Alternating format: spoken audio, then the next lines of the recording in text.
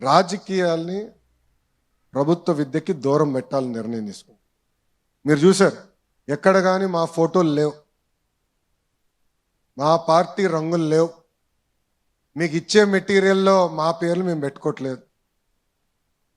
ఎవరిని చూసి మనం సమాజానికి సేవ చేయాలి, ఎవరిని చూసి మనం మంచి పనులు చేయాలో వాళ్ళ పేర్లు పెట్టాం.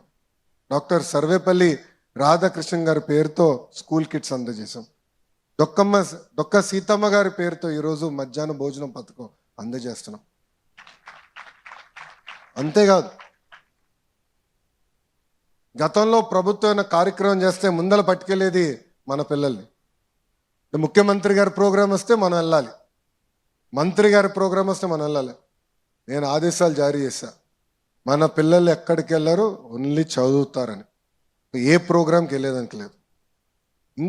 ఇంకో పక్కన ప్రభుత్వ పాఠశాలలో కానివ్వండి, జూనియర్ కళాశాలలో కానివ్వండి, ఎక్సెప్ట్ జాబ్ మేళాస్ ఇంకెలాంటి కార్యక్రమాలు కూడా జరిగేదానికి లేదని మేము నిర్ణయం తీసుకున్నాం. దీంతోపాటు ఉపాధ్యాయులు అనేక ఇబ్బందులు గతంలో ఎదుర్కొన్నారు. యాప్ల భారం విపరీతంగా ఉంది. అది కొన్ని నిర్ణయాలు ఆల్రెడీ తీసుకున్నాం. ముందు కూడా మొత్తం స్ట్రీమ్లైన్ చేసి యాప్ల భారం కూడా తగ్గించాలనేది మన ప్రభుత్వం నిర్ణయం తీసుకుంది. ఇంతేకాకుండా కేజీ నుంచి పీజీ మొత్తం కరికులం రీవ్యాంప్ చేయాలని నేను ఒక కార్యక్రమం ప్రారంభించాం. దాంట్లో ప్రధానంగా కేజీ నుంచి పీజీ వరకు మహిళల్ని గౌరవించాలనేది నరనరాలు ఎక్కించాల్సిన అవసరం ఉంది. చట్టాలు ఎన్నైనా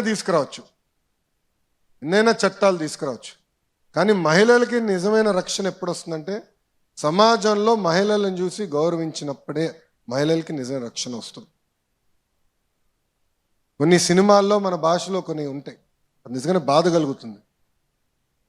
గాజులు తొడుక్కున్నావా అని అంటారు, అమ్మాయిలాగా ఏడవద్దు అని అంటారు. అది కరెక్ట్ కాదు.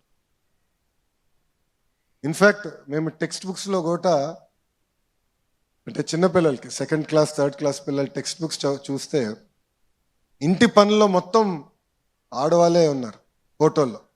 అంటే ఇల్లు ఊడ్చే దాంట్లో కానీ తుడిసే దాంట్లో కానీ. ఎందుకు అలా ఉండాలని అధికారులు నేను అడిగా. ఎందుకంటే నేను అమెరికాలో చదువుకున్నా, బ్రహ్మని నేను కలిసి చదువుకున్నాం. ఇంటి పనులు సమానంగా చేసాం. వాషింగ్ మెషిన్లో లాండ్రీ వర్క్ చేయాలంటే సమానంగా చేసాం.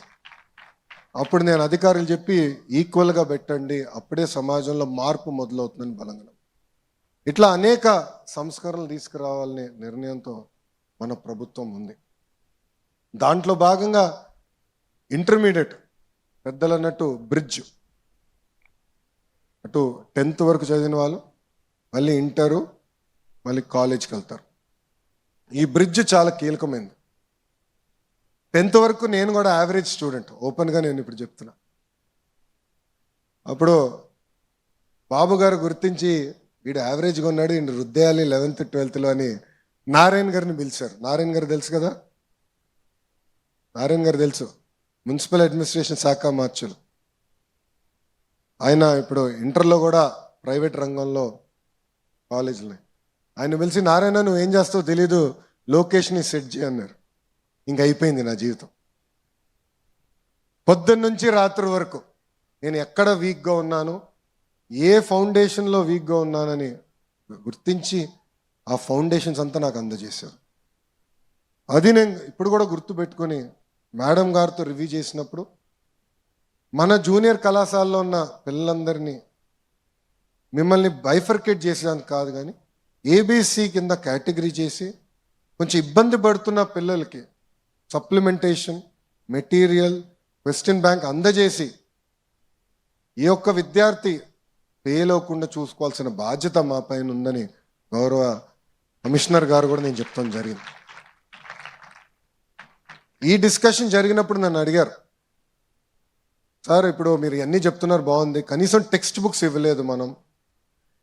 అప్పుడు నేను ఇమీడియట్ చెప్పా, కంపల్సరీ టెక్స్ట్ బుక్స్ అందజేద్దాను. ఇన్ఫ్యాక్ట్ ఫైనాన్స్తో కూడా చర్చించలే, ఇమీడియట్గా డెసిషన్ తీసుకున్నా, మీరు చేసేయండి నేను రాటిఫికేషన్ చేపిస్తానని. టెక్స్ట్ బుక్స్ అందజేసాం. కానీ అది చేసిన తర్వాత ఇంకా బలోపేతం చేయాలి, గైడ్స్ ఇంకా స్ట్రాంగ్గా రావాలని మీ అందరితో మాట్లాడి నెక్స్ట్ ఇయర్ నుంచి, అంటే మీ జూనియర్స్కి ఒక అదృష్టం, ఎందుకంటే నెక్స్ట్ ఇయర్ నుంచి బలమైన గైడ్స్, టీచర్ ట్రైనింగ్ మెటీరియల్ ఇవన్నీ కూడా మన ప్రభుత్వం అందజేయబోతుంది.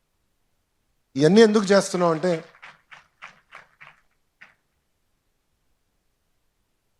మన ఇంట్లో తల్లిదండ్రులు శారీరకంగా చాలా కష్టపడి రూపాయి సంపాదించి వాళ్ళందరి ఆలోచన మనం బాగా చదవాలి అన్న డబ్బులు ఖర్చు పెడతారు, మన కోసం ఖర్చు పెడతారు. ఎక్కడ చూసినా కూడా మన పిల్లల్ని ప్రైవేట్ పాఠశాలలకు పంపిద్దాం, అక్కడ ఏదో బాగా చదువు చెప్తారని అనుకుంటారు.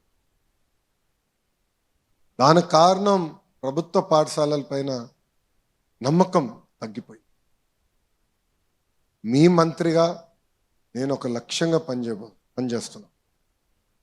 కేజీ నుంచి పీజీ వరకు ప్రభుత్వ పాఠశాలలు కానీ విశ్వవిద్యాలయాలు ఎలా బలోపేతం చేయాలి, ప్రైవేట్తో ధీటుగా ఎలా పనిచేయాలి, వాళ్ళకి ఎలా పోటీ ఇవ్వాలి, రాబోయే సంవత్సరాల్లో 1, 1, 2, 3, 3 అనే వచ్చినప్పుడు గవర్నమెంట్ ఆఫ్ ఆంధ్రప్రదేశ్ పలానా జూనియర్ కళాశాల పిల్లలు తీసుకొచ్చే బాధ్యత మన ప్రభుత్వం తీసుకుంటుందని ఈ సభాముఖంగా మీ అందరికీ తెలుపుతున్నాం. ఇది నేను సాధించాలంటే మీరందరూ భాగస్వామ్యం అవ్వాలి. ఇప్పుడున్న మీరందరూ బాగా చదవాలి. నేను కూడా ఇంటర్ చేశా.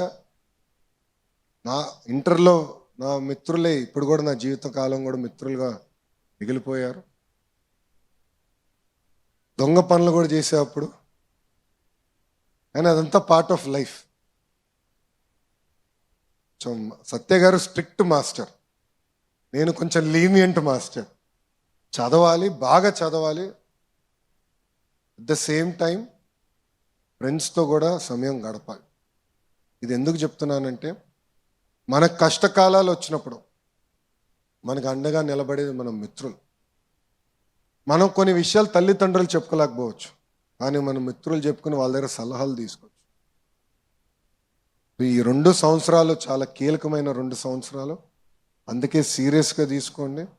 ఒక పక్కన ఎంజాయ్ చేస్తూ సీరియస్గా చదవండి.